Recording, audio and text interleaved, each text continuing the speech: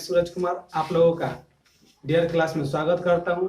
दोस्तों आज हम लोग इतिहास में यूरोप में राष्ट्रवाद के बारे में पढ़ेंगे। दोस्तों राष्ट्रवाद क्या है? राष्ट्रवाद किसी विशेष भौगोलिक सामाजिक क्षेत्र में रहने वाले लोगों के बीच में आपसी प्रेम, भाईचारा, एकता, अखंडता और देशभक्ति की भावना है जो उनमें राष्ट्र के प्रति देशभक्ति की भावना उत्पन्न करती है। राष्ट्रवाद कहलाते हैं। राष्ट्रवाद सबसे पहले यूरोप से शुरुआत हुई थी। सबसे पहले इसकी शुरुआत फ्रांसीसी क्रांति से माना जाता है। दोस्तों मैंने राष्ट्रवाद के बारे में पीछे बोर्ड पर लिख दिया है। आप लोग इसका स्क्रीनशॉट ले सकते हैं या पॉज करके इसका नोट्स लिख सकते हैं।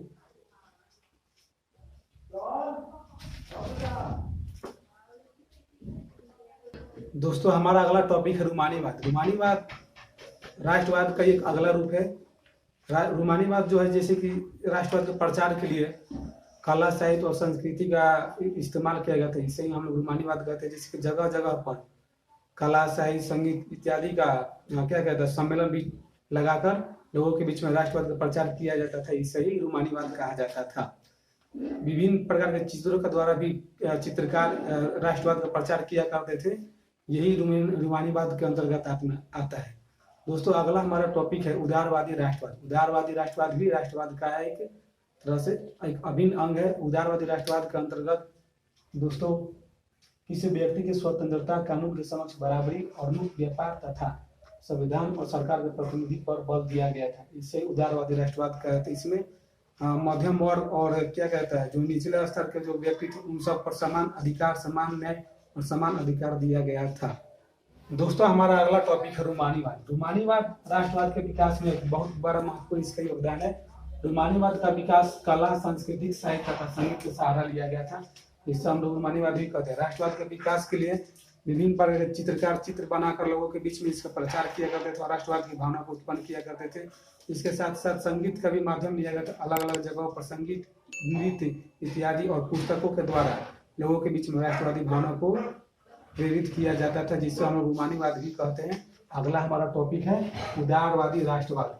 उदारवादी राष्ट्रवाद में दोस्तों व्यक्ति की स्वतंत्रता, कानून के समक्ष बराबरी और मुक्त व्यापार तथा संविधान और सरकार के प्रतिनिधि पर बल दिया गया था। इसमें मध्यम वर्ग और निचले स्तर के व्यक्तियों को समान अधिकार दिया गया था, उन्हें समान न्याय दिया गया था और निरंकुशवाद के जगह पर सरकार के द्वारा लोगों के द्वारा चुने गए प्रतिनिधि का महत्वपूर्ण योगदान दिया गया था।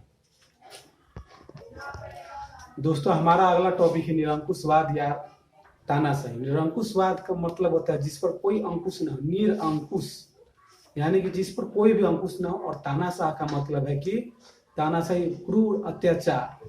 ठीक है। निरंकुशवाद में जो है लोगों के ऊपर शासन किया जाता, सैन्य बलों के द्वारा उन पर अत्याचार किया जाता था। जो मन में आता था वैसे वैसे बातें करवाई जाती थी, लोगों से शासन किया जाता था और अपने मन मुताबिक लोगों पर अत्याचार किया जाता था। ठीक है। इसे ही हम लोग निरंकुशवाद या तानाशाही भी कहते हैं। निरंकुशवाद के खिलाफ सबसे पहले फ्रांस में क्रांति उत्पन्न हुई थी, जिसे हम लोग फ्रांस की क्रांति कहते हैं। फ्रांस की क्रांति 1789 से हुई थी। इसके बारे में हम लोग अगले टॉपिक में पढ़ेंगे, जिसे फ्रांस की क्रांति कहते हैं।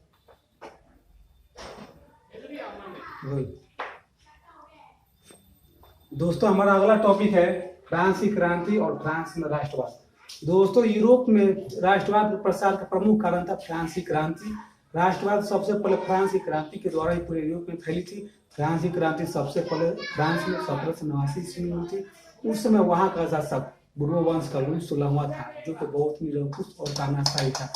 वो लोगों पर हमेशा अत्याचार करते रहता था और मनमानी नीतियां लागू कर लोगों से पैसे और कर वसूलता रहता था, जिससे जनता आखिर में तंग आकर आंदोलन शुरू किए 1789 ईस्वी में और वहां की सत्ता अपने हाथों में ले लिया।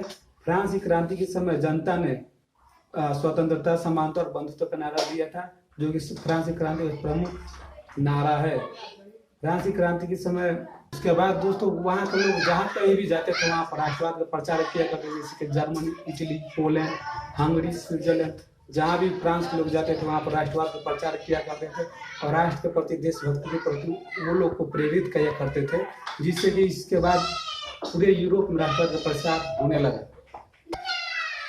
दोस्तों हमारा अगला टॉपिक है फ्रांसीसी क्रांति के परिणाम। फ्रांसीसी क्रांति के फलस्वरूप बहुत सारे परिणाम हुए, जो कि उन प्रमुख परिणामों को मैंने बोर्ड पर लिख दिया है। जैसे कि फ्रांस में स्टेट जनरल का जगह पर नेशनल असेंबली का गठन किया गया। उसके बाद संप्रभुता राज्य का निर्माण किया गया, जिसके अनुसार लोगों को समान अधिकार समान न्याय दिया गया और लोगों को बराबर का अधिकार दिया गया था।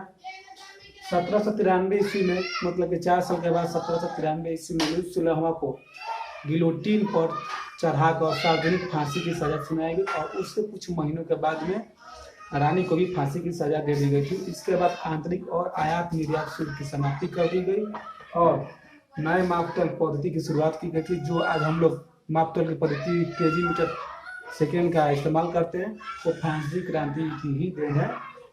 और अगला इसका जो है मतलब परिणाम है क्रांतिकारियों तथा यूरोप में राष्ट्रवाद का प्रसार। यहाँ से क्रांतिकारियों ने अलग अलग राष्ट्रों में जाकर राष्ट्रवाद का प्रचार करना स्टार्ट कर दिया था।